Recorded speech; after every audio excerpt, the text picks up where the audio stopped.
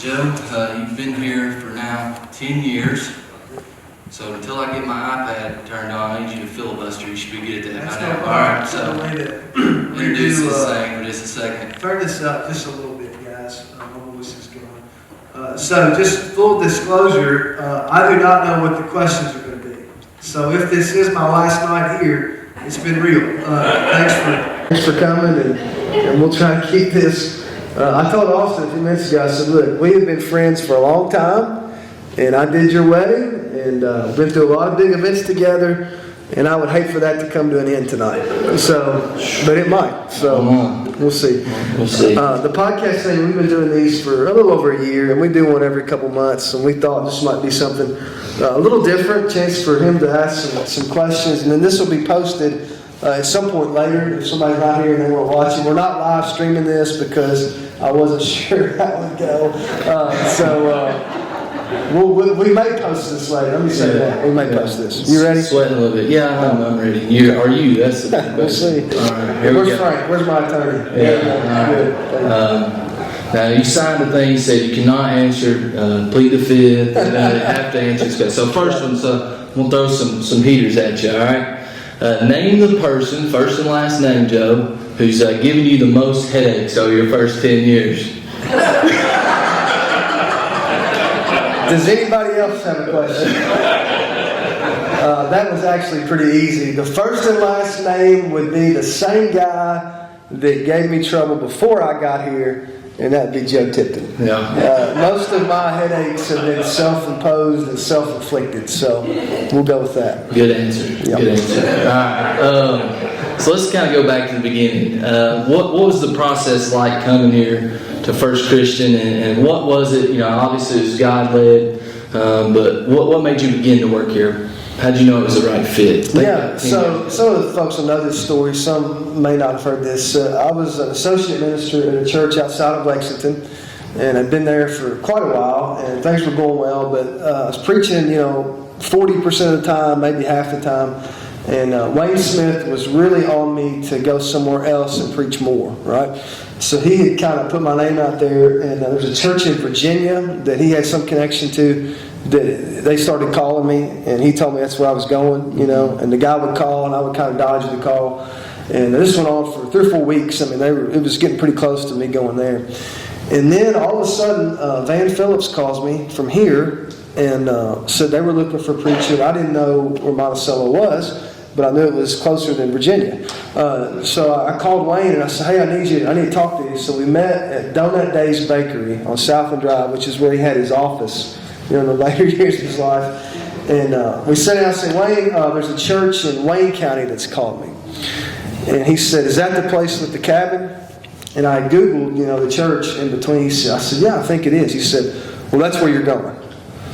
And I said, well, what about the place in Virginia that you've been telling me to go? He said, don't worry about that. He said, I'll tell him. So that was kind of the impetus. And then it was, I don't know, maybe a week later, I remember I had a basketball game to referee at Bryan Station, and Van was going to be in Lexington. We met at Starbucks and started talking. And then I came down here, 5 or 6 times in the interim, met the guys who are still elders today. And we just hit it off, and I thought, well, we'll give it a shot. And I kind of thought when I came, either this will either work out or I'll go back home, and either way, it's going to be okay. Right. What do you think was the biggest challenge that you had to address when you first got here for yourself? Start with that, and then I'll go for there. What was the biggest challenge for you? Probably just preparing so much. Mm-hmm. So like when I was an associate, we were in a very unique situation before I came. Not a healthy situation that I was in, or I was kind of the administrator, but then I preached some too, but I didn't preach like back to back. You know what I mean? Or even if I did, I had, plenty of time to prepare. When you take a job like this, you're preaching every Sunday, every Wednesday, and then we still had Sunday nights in those days too. So I went from preaching, 3 times a month to 3 times a week, and it was very difficult to keep up the first year. And then you get in kind of a rhythm, and we tried to do some creative things to make it easier. But that was not easy, the first year. I remember telling the guys, a lot of guys, this is kind of some inside knowledge here, but most preachers on Sunday nights do sermons they've done before. You know what I mean? They just go back and they just something from 20 years ago. And I remember telling the guys, I don't have any of those. So, it's all going to be new. So that was tough. That was probably the biggest challenge initially. Yeah. What was the other What about the church? Biggest challenge with the church. We had several. The church, and some of you guys know the story better than I do, had some really good days, but had been in this period of kind of decline or status quo, whatever you want to say. And some of that had started to turn around like before I got here. They'd done some really good things and made some good decisions. But then it just becomes, the question of what do we do next? So there were some key things we had to do pretty quickly, but getting those done and making sure that you got the right thing done. So I'll give you an example. I've been here about 8 or 9 months, and one of the things we talked about before I came was, hey, the worship service needs to change. It's got to be different than it is now. If you want to do, what you say you want to do. So we were looking around and okay? I think so. Yeah, all right. So I had reached out to Jamie Reagan, and most of the time, if most churches, you cycle through worship guys pretty quickly. You know what I mean? If they're there a couple of years, you're lucky. And he's been here now 8 or 9 years. So making sure that we made good decisions up front that didn't come back to bite us in the rear end. Yeah. What was that process like?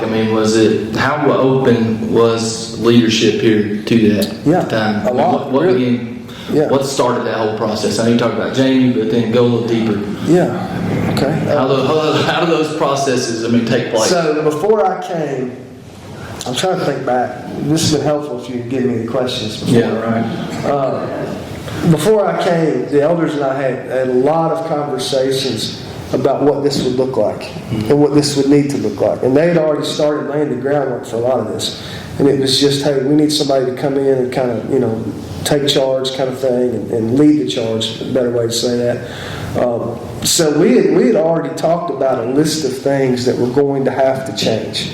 And the worship service was the first one on the list because that was the thing that most people identify with. But that's your biggest audience. If somebody new comes to a church, that's what they're going to come to. So we talked about that. We talked about just the style of dress. I told them, I'm not going to wear a tie. So if that's a problem, don't hire me. You know what I mean? That kind of thing. And we talked through 7 or 8 of those issues right up front. And the good thing was, a lot of times, and I know a lot of guys who have those same conversations, and everybody says, yeah, that sounds great, that's what we'll do. And then they get there, it's like, no, we can't do that, and we can't do this, and we can't do that. And it kind of backtracked. Our guys did not do that. I was like 18 when I first started coming here, somewhere around in there. I felt like I had to wear a tie. How old are you now? 29. Good grief. 29. I felt like I wore a tie on. Yeah, it was different, and it was different. And it was just different, and it wasn't good or bad. It was just, for what we're trying to do, it wasn't going to work. And everybody knew that. It was just, what do we do next? And to their credit, a lot of this stuff, I didn't come up with any of this. It was just, they said, hey, we want to do this. And I said, well, I know how to do some of this.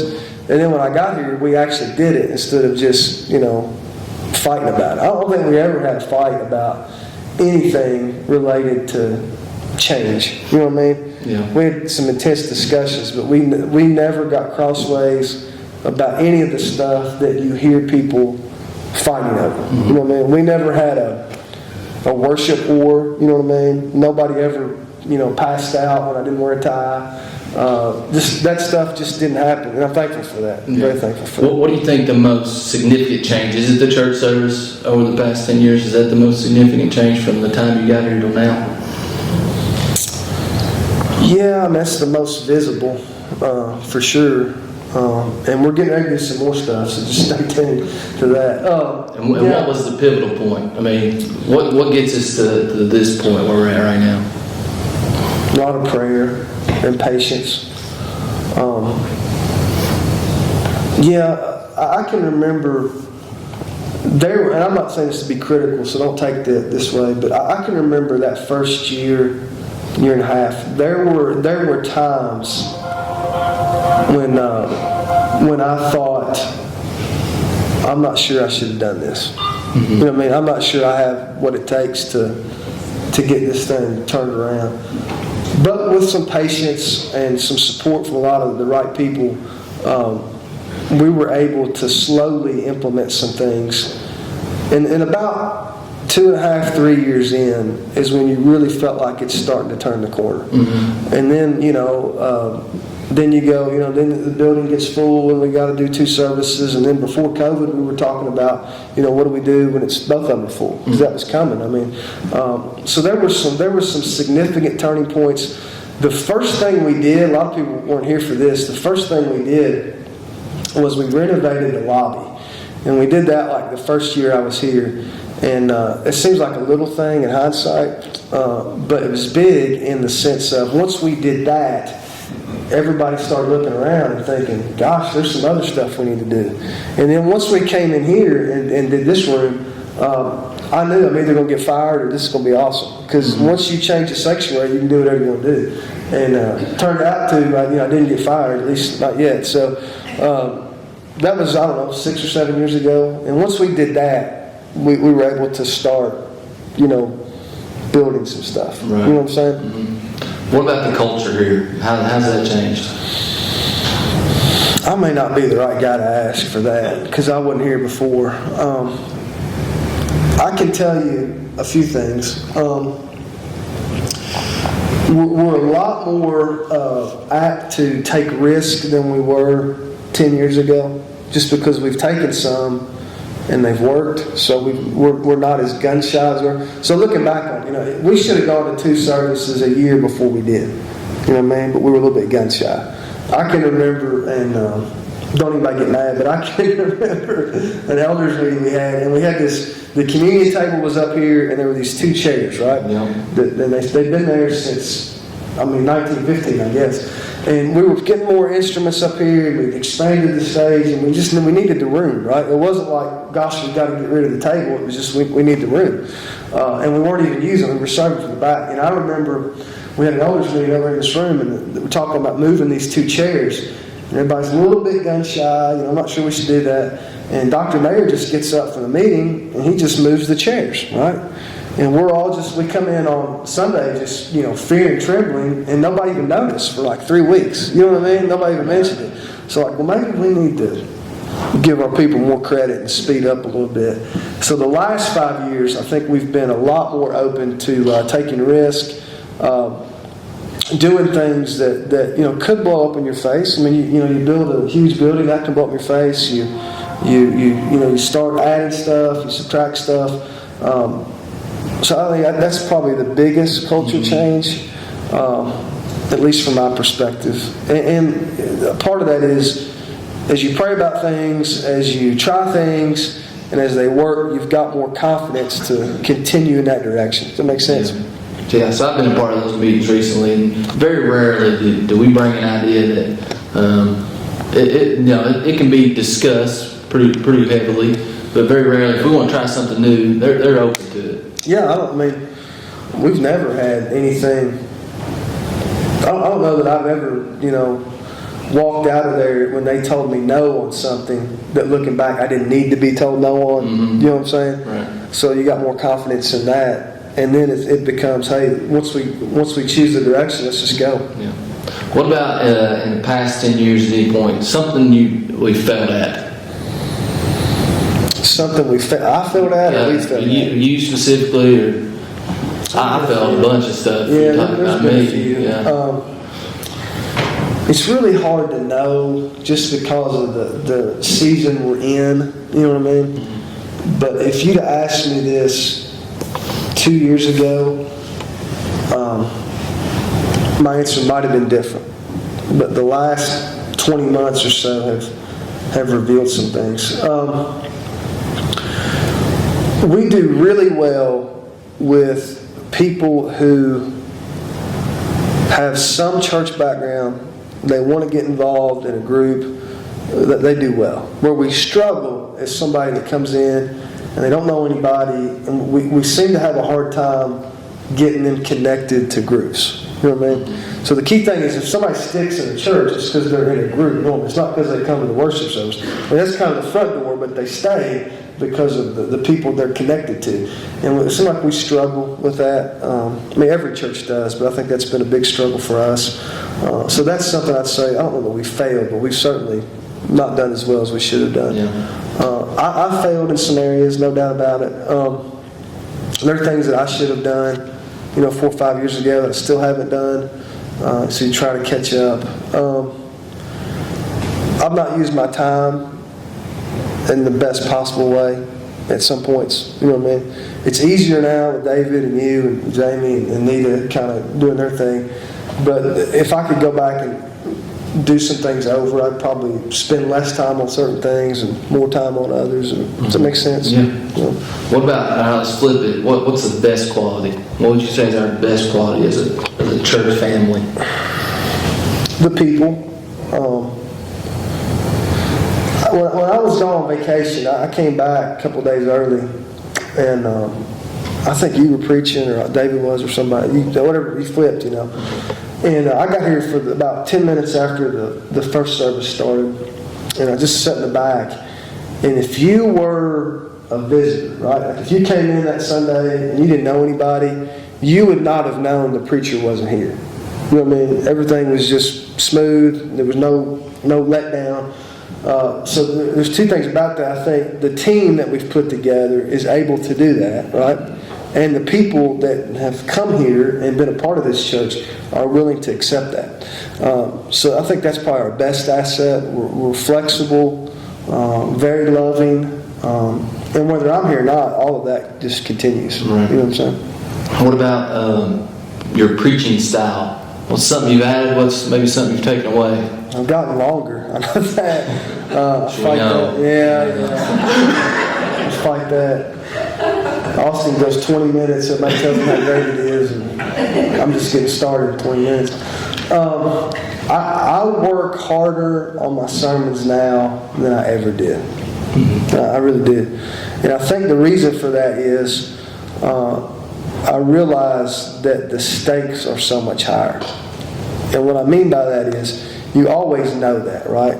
But now I've been here so long that there are literally, I could give you a dozen examples of somebody that was here on Sunday and I preached their funeral before the next Sunday.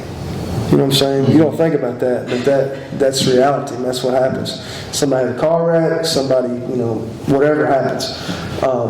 So the urgency is more, is there. And I'm not so much concerned about, does this sound good? Does this work? Is people going to like this? I think probably, not that I don't care, so don't get me wrong, but when I go home, I don't particularly care if people enjoy the sermon anymore. You know what I'm saying? There's a point that would have devastated me. Somebody said, "Oh my goodness, I didn't like that." That's okay. Part of that is you just get used to that, but the second part of that is it's not me. I don't care if I'm popular anymore. What I need is for people to think about what was said. If it encourages them, great. If it makes them mad, that's okay too. So the urgency, and then probably the freedom to just say what needs to be said and not worry so much about the response. Yeah. What about over the 10 years? What about the view from outside at our community? You think it's changed? I hope so. I think it has to some degree. Not altogether, though. I had a reminder of that just this week. Somebody showed me a text message, and they asked them what they were doing. Said, "I'm getting ready to go to church." They said, "Where do you go to church?" They said, "First Christian." They responded, "Oh, you go to that church." Well, that stuff still goes on, but it's better. It's better. I think we've really worked hard to build bridges in the community with different things. So most people, when you say our church name, it's a positive perception now, and a lot of that just comes down to the FCC loves Monticello stuff, the diaper drives, the stuff we do in the schools, FCA, all that stuff, and it all sort of compounds over time, and So I think, and there's a reason that just be honest, whenever somebody in our community needs something, they usually call us. And that's because we've cultivated those relationships. What would you say that we need to target something? If we're going to target something here going forward, what would that be as a church? Or is that we can improve on? No, that's easy. There's something that's happened, like over the last 20 months, that is very discouraging, but it's not just us. So don't take this as he's getting on us. It's not that at all. The churches have gotten older over the last 20 months. So the COVID stuff hits, and the people that come back are your older people. The people that are still missing are your younger people. Which you think would be flipped. You think it would be flipped. Know about it, right? But we listened to a conference last week, and this is going on everywhere. One guy said all his 90-year-olds are back and his 20-year-olds are gone. So there's 2 or 3 different things with that. Part of that is, it's easier to watch online. I get that. So we have to re-energize that. We have to refocus on that. Because that's where our future's at. And we were doing great, but just, hey, circumstances happen, and we've got to get refocused. What do you think is the most exciting thing over your 10 years? What's something you've come to really love about your job? Besides you, no. I go back to the kids thing. Every Sunday, a couple times, just kind of walk through there. And it's interesting, most of those kids were not born, 10 years ago. Almost all of them are under 10. So to see that and to see, the growth that they're having, the things that they're learning, that's going to pay dividends that are going to go, far beyond however long I'm here and however long you're here. That's going to be something you're talking about. Decades of people's lives are going to be different because of that. So that's probably the thing I'm most energized about. Yeah. What about flip that? Something it's a harder one than that, so be careful. What's something you don't like? COVID. Yeah. This has been hard. This has been. I tell people this all the time. They don't believe me, but so I left. Johnny was in the hospital. I came back and preached one Sunday. And we had like 340 something, right? And you feel like, man, we're going to have to go to 3 services. We got to get this theater going. We're going to have to do something, right? So I'm gone for 2 or 3 weeks. I come back, and we have 75, and they shut us down for 3 months. And then since then, it's just been a roller coaster. So getting through this, we're not going to be able to do anything until all of this is behind us, or people just get tired of hearing about it. That's just going to be the reality. So that's been this has been, I'll be honest with you, I've been here 10 years now. The last 20 months have been the hardest. And probably the most discouraging. Well, that's what I was going to say. We've talked about this as a staff. This has been one of the easiest things to be discouraged about. Sure. Like we come in and we think, what can you do? What can you do? We've had conversations as a team about it. And we've had to encourage each other. You've talked me out of quitting a couple of times. Yeah. Just literally, say, I can't do this anymore. But, that's not going to solve anything. Right. The problem is the problem. So we've just got to persevere through this, and we'll get through it. It'll end one way or another. Describe how you say we can measure the success or failure of the church. Or is it, maybe that's not for us to decide, but from a church standpoint as a staff? You don't know until you're down the road a little bit. Just because you've got a lot of people coming doesn't mean you're successful. You can get a lot of people together for anything. I could get a bluegrass band in here and it'd be awesome and, fill it up. But that wouldn't be church. Maybe. You know what I'm saying? Maybe. That wouldn't be church. I think you measure that in hindsight, right? So when you said you started coming here when you were 18, and I remember that because you were here by the time I got here, that's how you measure. You look at where you are 10 years later. You know what I mean? You look at what's happening. I see Kendall back there, 8 feet tall now. He was like 4 years old, when I got here. You know what I mean? So when he's in college, we'll know how good of a job we did. Right. You know what I mean? That's how you measure it. You can't get caught up in the week to week. Well, we had 220 today. We had 219 last week, so we're really doing that. That's okay, but that doesn't. A lot of people get lost in those numbers, churches. I'll be honest with you. I have not looked at the attendance for over a year, and the reason I haven't is because I was getting mad every week. So I just decided I'm not going to look. And if somebody tells me, great. But somebody says, how many we have? I don't know. I'm going to preach to who's here, and the online stuff makes it so complicated. But you can't use that as a measure. I mean, that's a benchmark and that's important. But I think it's a long-term view of where you are. Yeah. All right. So I'm going to end on something a little different, but let's play a one-word game. All right, one-word game. So you got to answer with one word, and you can't use the same word more Let's than once. do that. All right. So here we go. Let's see how this goes. I don't know. Right. FCC core groups. Needed. Okay. Yeah. All right. First Christian Church Sunday mornings.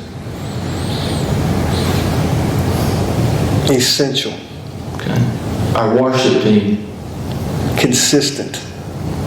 The 190th celebration. Unbelievable. And let me just say that. So Christian Standard puts out the magazine. Artie was reading this earlier. And I was just looking at it this morning. And I know you couldn't make it. yeah, preaching thing.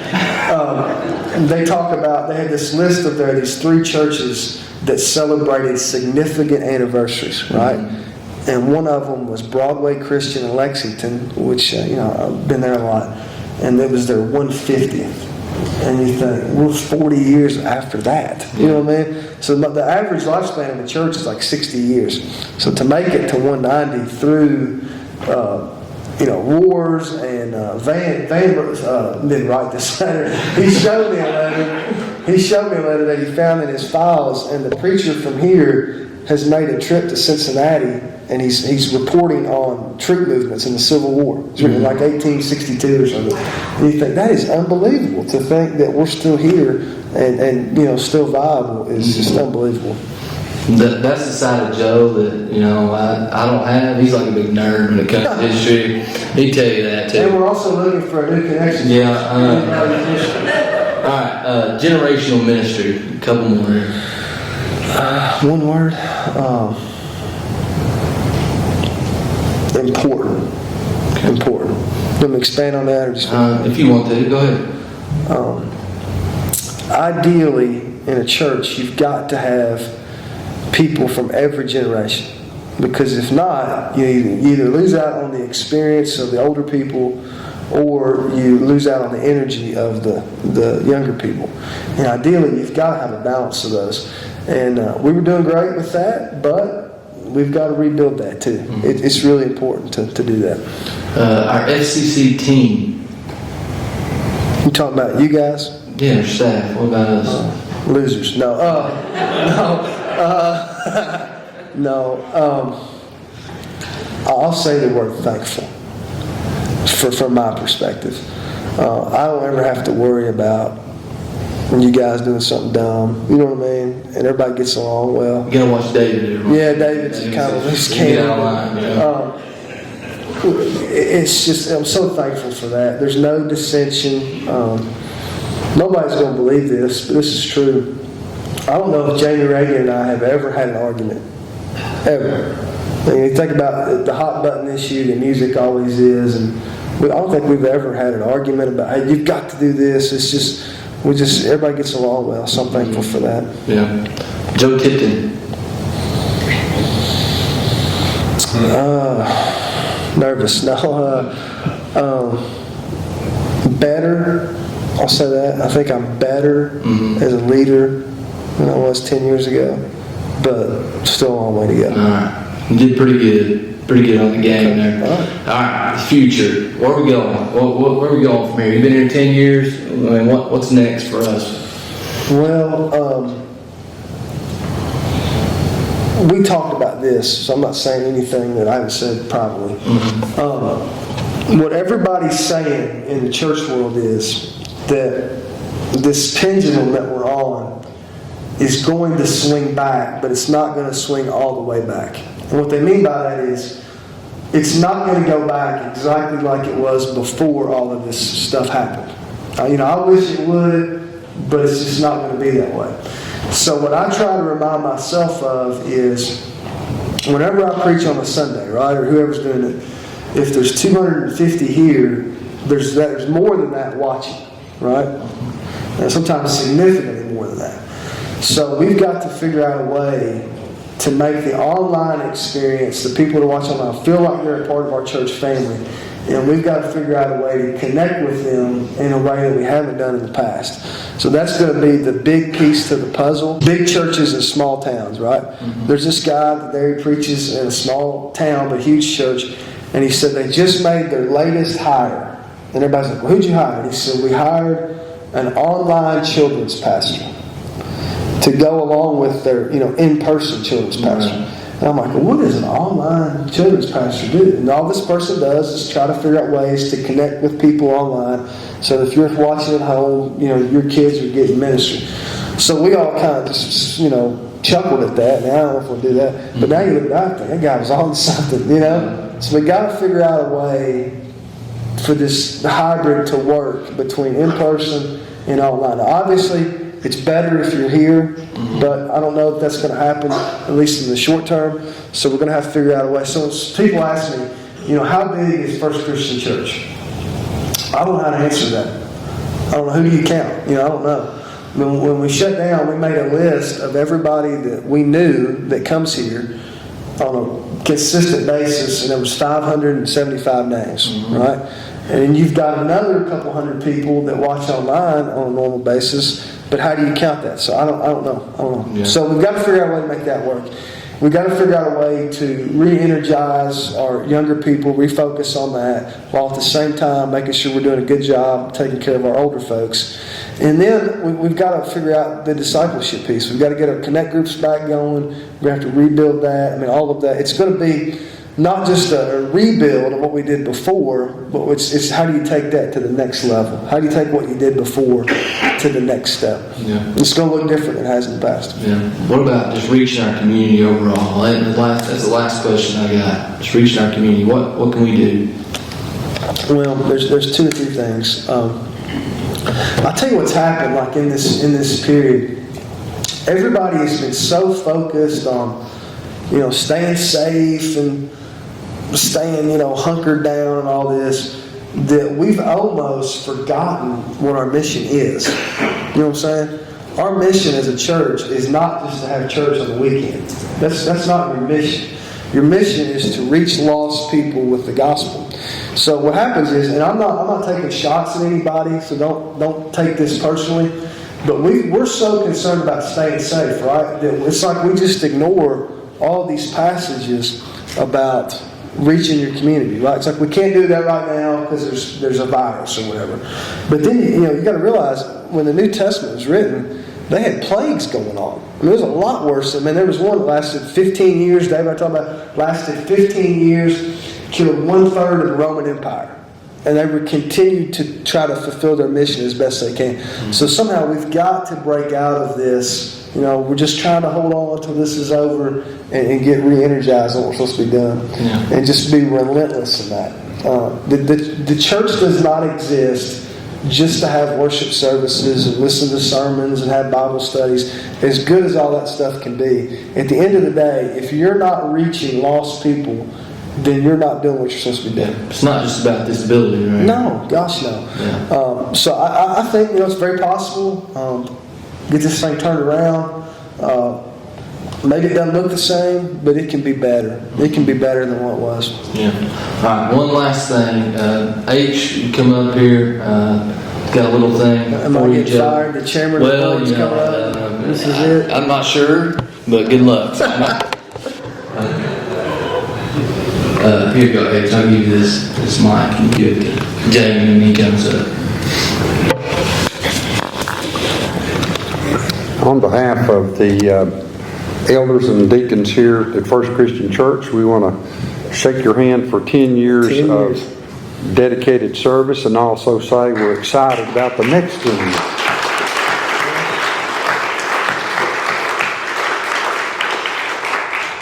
I'd like to read what we're doing a plaque here for Joe. It says, presented to Joe Tipton in appreciation for 10 years of hard work and dedicated service to First Christian Church.